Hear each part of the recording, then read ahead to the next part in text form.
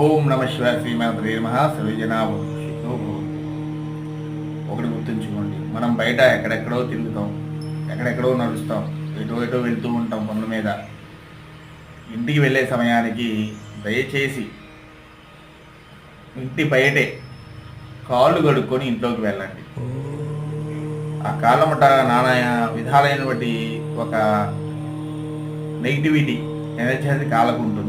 ఎప్పుడైతే మీరు ఆ కాళ్ళని నీళ్ళతో తడిపి శుభ్రం కడుక్కుంటారో అది గుమ్మం ముందే పోతుందన్నమాట. లేదంటే ఆ నెగిటివిటీ అనేది మీ కాళ్ళ ద్వారా మీ ఇంట్లో వచ్చేస్తుంది శాస్త్రం.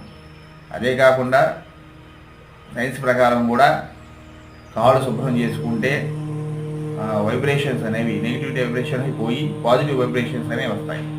ఈ పెద్దలు ఊరిని పెట్టే పద్ధతులు కాదండి, చాలా మంచి పద్ధతులు, దయచేసి పాటించండి. అపార్ట్మెంట్ దగ్గర ఉన్న వాళ్ళు బయట ఒక బకెట్తో నీళ్లు పెట్టుకొని కాళ్ళు కడుక్కొని ఇంట్లోకి వెళ్ళాలి.